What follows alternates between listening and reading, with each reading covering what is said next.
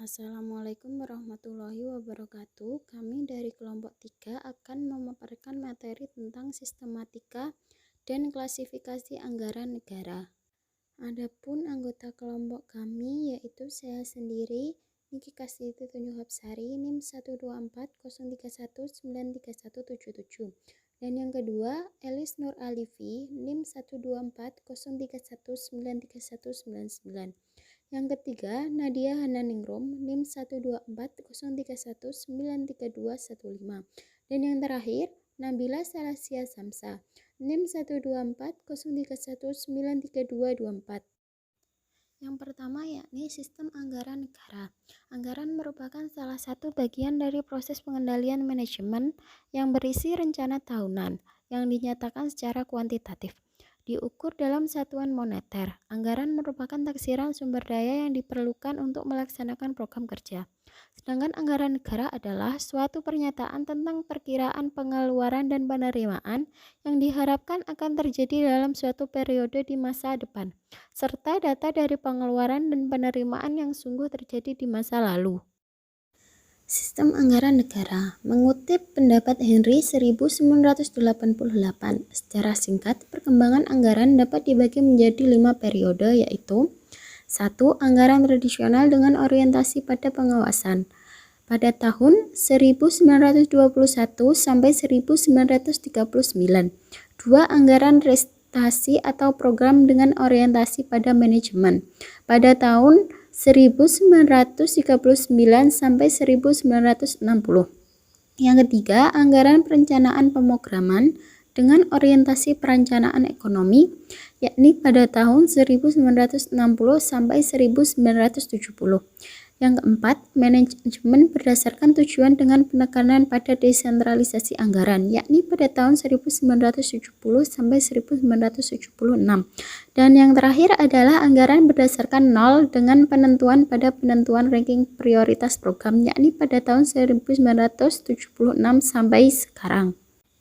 Setiap sistematika suatu anggaran berbeda satu sama lainnya, karena adanya sistem apa yang digunakan oleh suatu anggaran dapat diketahui struktur klasifikasi mana yang akan digunakan. Menurut Azmi Ashir, tahun 1975, perkembangan sistematika anggaran pada umumnya terbagi atas 3 tahapan, yaitu 1. Tahap tradisional, 2. Tahap performance, 3. Tahap planning programming budgeting system atau PPBS. Meskipun sistem anggaran berkembang terus, tetapi dasar-dasar umumnya dapat ditemukan pada ketiga sistem anggaran tersebut di atas. Selanjutnya adalah sistem anggaran tradisional. Anggaran sistem ini dipergunakan semata-mata sebagai alat pencegah penyelewengan administratif. Dalam sistem anggaran tradisional dikatakan bahwa terhadap pengeluaran negara yang telah dilaksanakan tidak dikalikan dengan hasil yang akan dicapai. Dalam pelaksanaan anggaran dapat dibenarkan asal saja ketentuan-ketentuan hukum yang ada dan menjalani proses yang secara tradisional dilaksanakan sebagaimana yang dikatakan oleh Azmi Ashir 1975.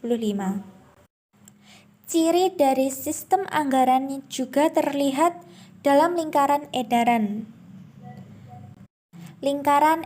anggaran. Menurut Abdullah 1982, dalam lingkaran ini dibedakan menjadi 5 tahap. Yang pertama, penyusunan rancangan anggaran oleh pemerintah. Kedua, penyampaian rancangan anggaran kepada anggota DPR, kepada Dewan Perwakilan Rakyat, pembahasan dan pengesahan rancangan anggaran itu menjadi UU. Ketiga, pelaksanaan anggaran oleh pemerintah. 4. Pemeriksaan pembukuan. 5. Pengesahan rancangan perhitungan anggaran yang diajukan oleh pemerintah kepada Dewan Perwakilan Rakyat menjadi undang-undang. Sedangkan menurut pendapat dari Azmi Ashir 1975, dalam sistematika tradisional siklus anggaran mencakup tahapan-tahapan kegiatan sebagai berikut. 1. Penyusunan anggaran. 2. Pengesahan anggaran. 3. Pelaksanaan anggaran. 4. Pembukuan anggaran. 5. Pengawasan anggaran.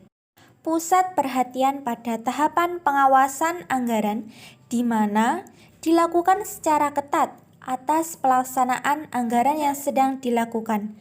Tahapan pengeluaran yang telah dilaksanakan akan dihimpun oleh menjadi penanggung-jawaban yang berupa surat penanggung-jawaban (SPJ) dan laporan-laporan. Laporan tersebut mencerminkan data-data tentang penerimaan dan realisasi pengeluaran negara berdasarkan tata buku tunggal yang berfondamen pada metode cash based, pembukuan yang membebankan sesuatu penerimaan atau pengeluaran berdasarkan benar-benar diterima atau dikeluarkan. Sistem anggaran tradisional meliputi 1. Mengenal pertanggungjawab. Hanya mengenai pertanggungjawab kas, yaitu pertanggungjawab atas penerimaan dan pengeluaran yang ditinjau dari segi pengadministrasiannya saja. 2. Diartikan semata-mata sebagai alat yang merupakan legitimasi terhadap proyeksi penerimaan-penerimaan yang akan dipungut serta pengeluaran-pengeluaran negara yang akan dikeluarkan. 3. Anggaran hanya dikalkulasikan berapa benar penerimaan dan pengeluaran-pengeluaran yang benar-benar telah dilaksanakan tanpa dikaitkan dengan hasil yang hendak dicapai. Sistem anggaran PPBS atau Planning Programming Budgeting System.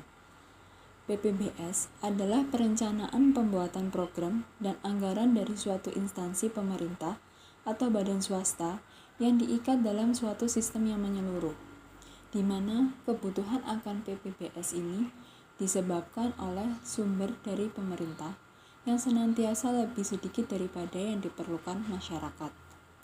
Dan program-program pemerintah jarang memiliki pengaturan otomatis yang memberitahu apabila suatu kegiatan tidak lagi produktif, dapat dibuat lebih efisien, atau diganti dengan suatu kegiatan lain. Tujuan dari digunakannya PPBS adalah membantu pimpinan instansi dalam mengambil keputusan-keputusan dalam rangka mengalokasikan sumber-sumber yang dimilikinya ke dalam program-program kegiatan sehingga tujuan instansi itu sendiri dapat tercapai dengan efisien. Selain itu, PPBS menyempurnakan landasan bagi keputusan tentang program pokok, yaitu memperlengkapi keterangan yang lebih efektif dari analisis-analisis untuk membantu pimpinan dalam mempertimbangkan kebutuhan serta memutus penggunaan sumber-sumber dan penjatahan di antara tuntunan yang semakin banyak. Karakteristik yang melekat pada PPBS meliputi pendekatan sistem karena pengkajiannya dilakukan secara komprehensif, berorientasi pada output atau mempertimbangkan hasil yang dapat diharapkan. Pembakuan struktur program, yaitu setiap rencana-rencana harus berdasarkan pada struktur program yang telah dibakukan. Keseimbangan antara otonomi dengan pengarahan antara departemen dan unit dalam lingkungan departemen. Hal ini harus ada keseimbangan mengenai otonomi yang perlu dimiliki oleh unit departemen atau memungkinkan prinsip perencanaan dari bawah atau dari atas. Perencanaan yang kontinu atau rolling plan. Selanjutnya, manfaat dari PPBS, yaitu perencanaan jangka panjang menjadi urutan rutin. Rencana-rencana dan program-program ditinjau secara terus-menerus. Kegiatan-kegiatan pemerintah digolongkan menurut program-program dan hasil-hasil, bukan menuntut pada jumlah jabatan. Koordinasi antara instansi dari program-program diperkuat. Perencanaan antara badan pemerintahan diperbaiki. Suatu rangkaian penilaian program diadakan sehingga memungkinkan untuk mengatur kemajuan menurut tahap-tahap. Dan yang terakhir, Setiap program dinilai dalam rangka tujuan-tujuan nasional. Adapun kekurangan dari model PPBS ini adalah yang pertama, PPBS membutuhkan sistem informasi yang canggih, ketersediaan data, adanya sistem pengukuran, dan staf yang memiliki kapabilitas tinggi. Kedua, implementasi PPBS membutuhkan biaya yang besar, karena PPBS membutuhkan teknologi yang canggih. Ketiga, PPBS bagus secara teori, namun sulit diimplementasikan. Keempat, PPBS mengabaikan realitas politik dan realitas organisasi sebagai kumpulan manusia yang kompleks. Kelima, PPBS merupakan teknik anggaran yang statistically oriented, di mana penggunaan statistik terkadang kurang tajam untuk mengukur efektivitas program. Statistik hanya tepat pada pengukuran beberapa program tentu saja. Keenam, pengaplikasian PPBS menghadapi masalah teknis. Di sini terkait dengan sifat program atau kegiatan lintas departemen, sehingga menyulitkan dalam melakukan alokasi biaya. Selain itu, sistem akuntansi dalam PPBS dibuat berdasarkan departemen, bukan berdasarkan program. Klasifikasi anggaran. Penyusunan klasifikasi anggaran merupakan salah satu langkah penting dalam manajemen keuangan, karena dapat digunakan sebagai kerangka dasar dalam proses pengambilan keputusan. Menurut Abdullah 1982, ada beberapa macam klasifikasi anggaran, yaitu yang pertama, klasifikasi fungsional adalah suatu pengelompokan utama dari seluruh kegiatan pemerintah yang dapat menunjukkan pelayanan yang berbeda-beda dan dapat dipisahkan. Pelayanan tersebut disediakan oleh pemerintah untuk masyarakat, yang dapat digolongkan atas 4 pelayanan utama, yaitu yang pertama pelayanan umum, yang kedua pelayanan pertahanan dan keamanan, yang ketiga pelayanan sosial, dan yang keempat pelayanan ekonomi. Klasifikasi anggaran yang kedua, yaitu klasifikasi program, adalah pengelompokan dari beberapa subprogram yang dilakukan oleh suatu departemen dalam rangka melakukan tugas-tugas dan pekerjaan-pekerjaan yang dibebankan pada departemen itu. Yang ketiga, klasifikasi kegiatan, sebagai suatu kegiatan dari keseluruhan usaha yang tercakup dalam suatu program atau suatu subprogram yang dikelompokkan ke dalam bentuk pekerjaan yang serupa dengan tujuan memberikan kontribusi pada pencapaian hasil akhir. Dan yang keempat, klasifikasi jenis pengeluaran. Klasifikasi ini mencurahkan perhatian pada segala sesuatu yang akan dibeli dari dana anggaran yang telah dipisahkan. Perlunya digunakan klasifikasi anggaran terutama ditujukan untuk yang pertama, memudahkan, terutama dalam rangka penyelenggaraan, supaya pelaksanaan anggaran dapat dilakukan secara efektif. Yang kedua, untuk memudahkan perumusan secara program pemerintah. Yang ketiga, untuk kepentingan analisis ekonomi. Yang keempat, mempermudah formulasi penerimaan dan pengeluaran negara, di mana formulasi tersebut dikuantifikasi dalam bentuk angka-angka. Yang kelima, efektivitas pelaksanaan dapat lebih terjamin. Yang keenam, para pengawas atau pemeriksa dapat lebih mudah melakukan tugasnya. Dan yang ketujuh, evaluasi terhadap sasaran yang dicantumkan dalam anggaran dengan mudah dapat dilakukan.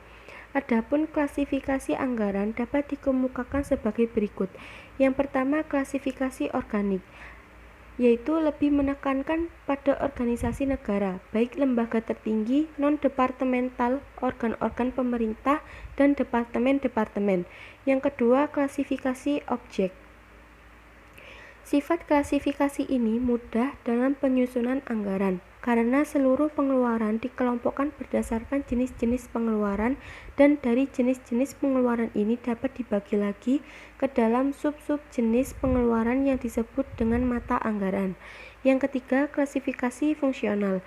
Klasifikasi ini untuk menghilangkan tumpang tindih antara tugas masing-masing departemen.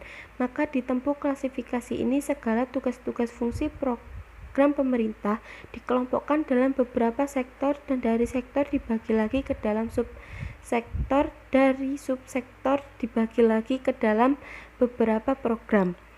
Yang keempat, klasifikasi ekonomi. Hal ini disebabkan pada pengalokasian biaya-biaya yang bersifat ekonomis dan non-ekonomis. Yang kelima, klasifikasi objek. Dilihat dari segi ekonomis, pengeluaran-pengeluaran yang bersifat nyata di mana dibedakan antara pengeluaran untuk gaji pegawai dan pengeluaran untuk orang-orang yang tidak mampu pada badan-badan sosial. Yang keenam, klasifikasi hasil karya. Berorientasi pada seluruh konsep anggaran yang mengelompokkan atas fungsi-fungsi kegiatan-kegiatan proyek dan menitik beratkan pada pengendalian anggaran yang efektif dan efisien. Dan yang terakhir, klasifikasi program dititik beratkan pada perencanaan dengan mengkaitkan proyeksi hasil-hasil yang dicapai yang disusun secara jelas pragmatis, terperinci dan menyeluruh, serta bersifat sekali prioritas dalam memiliki alternatif-alternatif. Cukup sekian presentasi dari kelompok kami. Terima kasih. Wassalamualaikum warahmatullahi wabarakatuh.